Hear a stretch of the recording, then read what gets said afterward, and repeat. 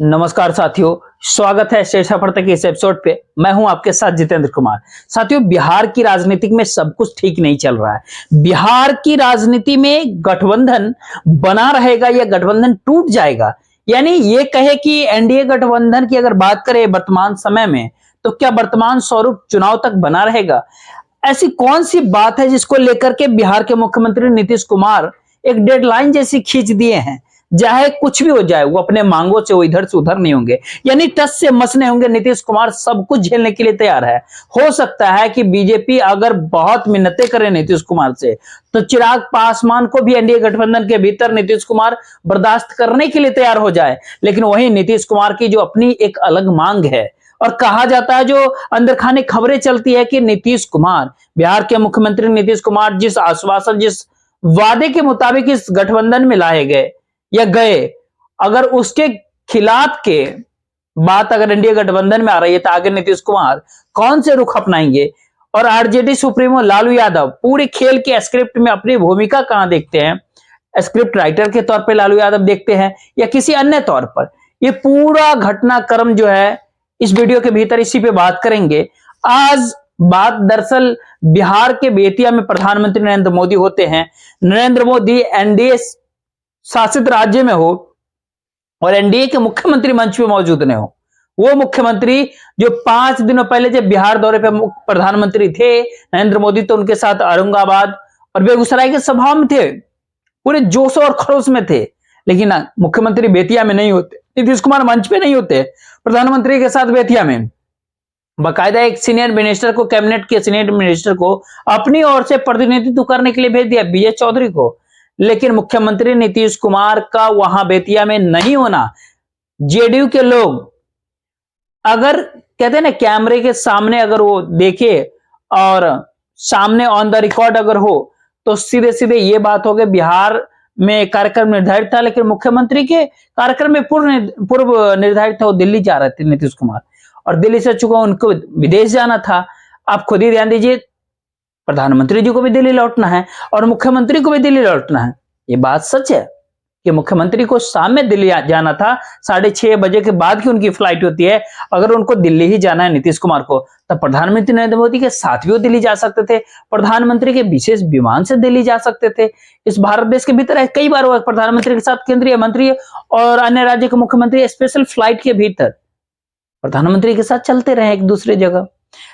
अब दरअसल जेडीयू की जो मांग होती है, उस मांग को पूरा किए जाने से भारतीय जनता पार्टी के पीछे हटने का जो सवाल होता है, उसमें नीतीश कुमार ने अपनी ओर से एक कहते हैं कि रेड लाइन, एक कहते कि लाल चिन्ह लगा दिया कि आगे कुछ भी हो सकता है। और आगे कुछ क्या हो सकता है बिहार की राजनीति में, उससे पहले यह समझना जरूरी है कि नीतीश कुमार की डिमांड क्या है। नीतीश कुमार बिहार विधानसभा चुनाव लोकसभा के साथ चाहते थे। अब नीतीश कुमार विधानसभा चुनाव चाहते हैं लोकसभा के साथ, इसी वजह से कहा जाता है कि लालू प्रसाद यादव भी तैयार हैं और पूरी प्रयास में हैं कि 14 तारीख को बिहार विधान परिषद की विधायकों द्वारा चुने जाने वाले जो 11 सीटें होंगे, उस पर नाम वापसी की भी निर्विरोध चुनाव हो जाए।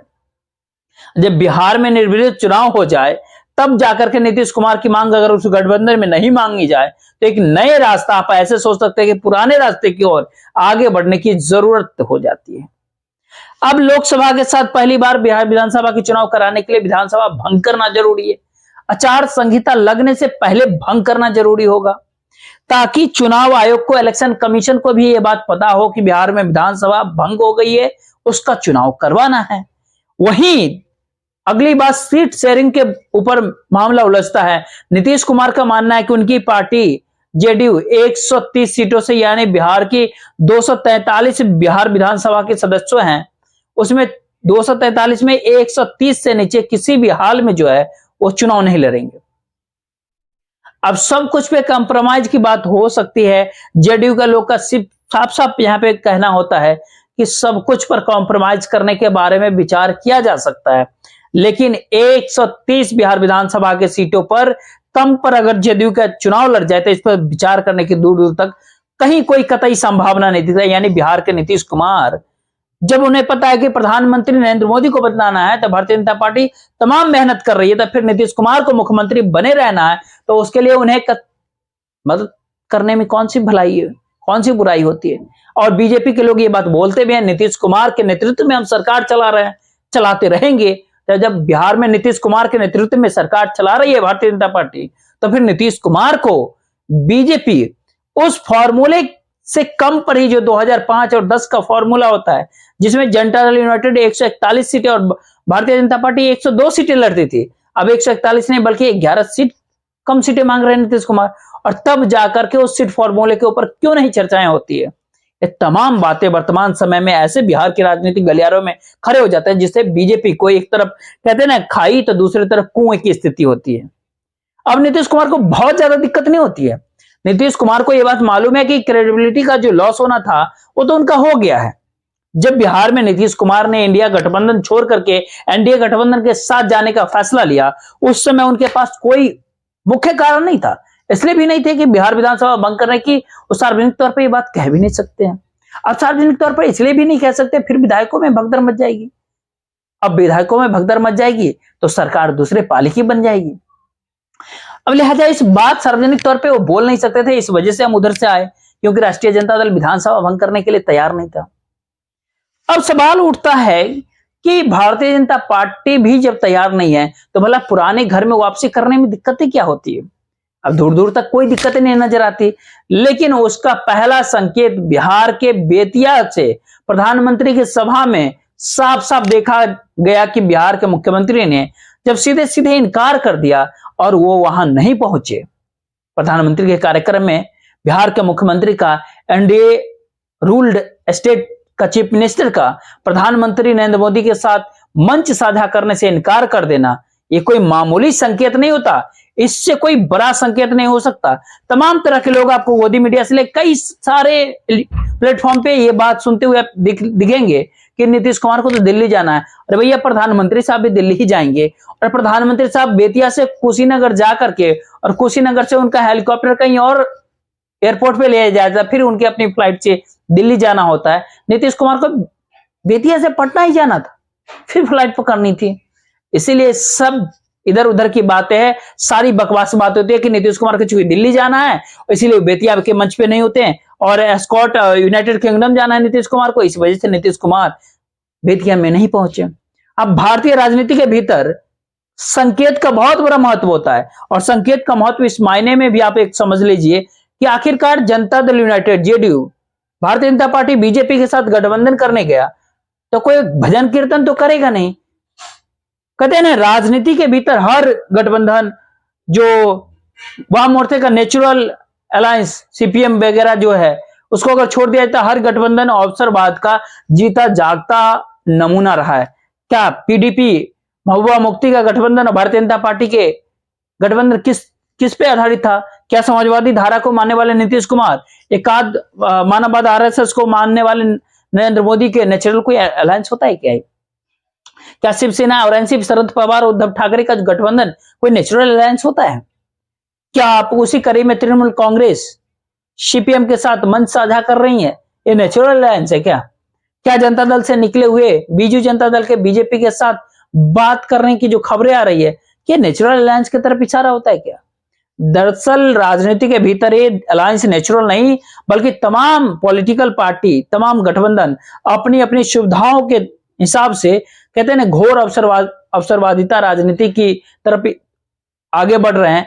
क्या भारतीय जनता पार्टी बिहार में अपने लिए अवसर तलाश रही है, और इस प्रकार से कि बिहार में लोकसभा चुनाव में नीतीश कुमार के वोटों को अपने पक्ष में कन्वर्ट करवाकर, अपने पक्ष में उस वोटों का इस्तेमाल कर नरेंद्र मोदी अपनी सीटें बढ़ा ले, और नीतीश कुमार को एक बार फिर से किसी संभावित चिराग मॉडल के सहारे छोड़ दिया जाए? ये बात जनता दल यूनाइटेड के लोग बखूबी जानते हैं। उनको मालूम है कि जब भी लोकसभा और बिहार विधानसभा का चुनाव बिहार में अलग अलग होंगे, भारतीय जनता पार्टी जनता दल यूनाइटेड को कमजोर करने में कोई कोर कसर नहीं छोड़ेगी। और उनको यह भी बात मालूम है कि आज पीएम मोदी चुनावी रूप से फंसे हुए हैं, बुरे तरीके से फंसे हुए हैं। 272 का आंकड़ा पता नहीं कहां जाकर अटक जाए, 200 पे अटकेगा कि 250 पे अटकेगा कि 272 का आंकड़ा पार करेगा या 400 पार करेगा, ये कोई नहीं जानता। लेकिन नरेंद्र मोदी की जब राजनीतिक मजबूरी होती है, तब नीतीश कुमार भी उस राजनीतिक मजबूरी में अपनी मजबूरी का फायदा इसी तरीके से क्यों नहीं उठाए जिस तरह से भारतीय जनता पार्टी बीजेपी नीतीश कुमार की मजबूरी का फायदा उठाती है। परिस्थितियां बिहार की राजनीतिक गलियारों की यही कह रही है कि अगर नीतीश कुमार दिल्ली पहुंच गए और वहां से कहा जाता है कि गृह मंत्री अमित शाह के साथ उनकी मुलाकात हो सकती थी, बिहार में लोकसभा सीटों के ऊपर एनडीए की सीट शेयरिंग फाइलिंग उस पर बातें हो सकती थी, लेकिन लोकसभा में फाइनल हो 40 बिहार के लोकसभा सीटों, उसमें कितना हो 17-17, 4-1-1 या 17 भारतीय जनता पार्टी, 17 या 16 जेडीयू, 4 या 5 चिराग पासवान और पशुपति पारस दोनों को संयुक्त रूप से एक सीट, कुशवाहा जी को एक सीट, हम पार्टी जीतन रामा जी को, अगर मुकेश सहनी आ गए तो एक सीट उनको भी। ये पूरा फॉर्मूला बिहार के लोकसभा की 40 सीटों के फॉर्मूला चल रही है। अब नीतीश कुमार की 16 सीट अगर लोकसभा में, तो इंडिया गठबंधन में भी उतनी मिल रही थी। 16 सीटों के भीतर वहां पर कोई दिक्कत ही नहीं थी। इंडिया अलायंस के भीतर संयोजक बनने का प्रस्ताव भी था नीतीश कुमार के पास। आखिर वो किस लिए बीजेपी के साथ गए? तो गए इसलिए थे क्योंकि लालू यादव बिहार विधानसभा बनकर मध्यवर्ती चुनाव के लिए तैयार नहीं थे। लोकसभा के साथ साथ बिहार के विधानसभा चुनाव के लिए लालू यादव तैयार नहीं था। भारतीय जनता पार्टी के बारे में कहा जाता है, जब नीतीश कुमार को भारतीय जनता पार्टी ने जब अपने साथ लाने का फैसला किया, तो नीतीश कुमार की कहते हैं ना, यानी लोकसभा विधानसभा साथ कराने की जो इच्छा का जो है सम्मान करने की बातें कथित तौर पर अंदर खाने की खबरें चलती है, लेकिन अब उससे पीछे हटने की जब हालात है बीजेपी की ओर से, तो वहीं नीतीश कुमार के बारे में कहा जाता है कि बीजेपी पीछे हटने के बारे में एक आध बार सोच सकती है, लेकिन नीतीश कुमार अपने अलायंस के बदलने के मामले में, अब ध्यान दीजिएगा, 1 मिनट की भी देरी नहीं करते हैं, कभी इधर कभी उधर, तुरंत। 2022 का 9 अगस्त को क्या हुआ था? सबसे पहले उस दौरान बिहार की राजनीतिक गलियारों में 2022 में मतलब कुछ ही घंटों के भीतर एनडीए गठबंधन का दामन छोड़ करके, और सावन का महीना था और बहुत लोग अचंभा हो रहे थे क्योंकि 11 अगस्त तक ये सारा सावन का महीना होता है 2022 में, और ये 9 अगस्त को 2022 में बिहार की राजनीतिक गलियारों में एक ऐसा खेल होता है। एक दिन पहले ही कहा जाता है, नीतीश कुमार के सामने बीजेपी के बड़े नेता दिल्ली से फोन करते हैं और नीतीश कुमार से पूछा जाता है, इस तरह से चर्चाएं हैं, आप एनडीए गठबंधन छोड़ने वाले हैं। तब नीतीश कुमार उन नेताजी को साफ साफ कहा था, भारतीय जनता पार्टी के नेता को, ये सब बात बकवास है, आप दिमाग में मत लाइए। अगले दिन सुबह में जो हो गया बिहार के पटना के गांधी मैदान में, तो सब कोई देख लिया।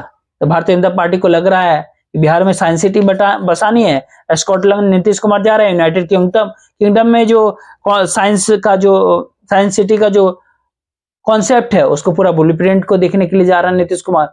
बहुत सारी बात, बहुत तरह की बात कर रहे हैं, लेकिन साइंस सिटी बसाने से पहले बिहार में साइंटिफिक अप्रोच का इस्तेमाल इंडिया गठबंधन को जोड़ने तोड़ने में इस भारत देश में सबसे कोई बेहतरीन तरीके से अगर करता है, तो निश्चित तौर पर इस बात को समझना पड़ेगा कि बिहार में नीतीश कुमार से बेहतर कोई अल्टा पल्टी का खेल नहीं खेलता। नीतीश कुमार किसी भी गठबंधन के भीतर आमतौर पर विचारधारा का कोई मतलब जैसे नहीं होता, ठीक सैद्धांतिक कोई वजह नहीं दिखाई पड़ती, वैसे ही नीतीश कुमार इन सब मामलों में उससे 2-4 कदम आगे बढ़कर बिना किसी मरोवत के किसी भी गठबंधन को तोड़ देते हैं और किसी भी गठबंधन को जोड़ भी देते हैं। लालू यादव ने रैली को भले ही रैली में कहा कि आप नीतीश कुमार को स्वीकार नहीं करेंगे, नीतीश कुमार ने औरंगाबाद के सभाओं में प्रधानमंत्री के सामने हंसते मुस्कुराते हुए जरूर कहा कि आप कहीं नहीं जाने वाले हैं, आप ही के साथ रहेंगे। लेकिन आप ध्यान दीजिए, नीतीश कुमार तो ये भी बात बोले थे कि मिट्टी में मिल जाएंगे लेकिन भारतीय जनता पार्टी के साथ नहीं जाएंगे। नीतीश कुमार एक पल में ये भी बोलते हैं मर जाना कबूल है, लेकिन उनके साथ जाना कबूल नहीं है। जब बात कबूल की हो, जब परिस्थितियों की हो, जब मिट्टी में मिल जाने की हो, बात जब पॉलिटिकल सर्वाइवर की हो, तो जब नीतीश कुमार कुछ भी कर सकते हैं, कुछ भी। मुझे दीजिए इजाजत। जय हिंद, जय भारत।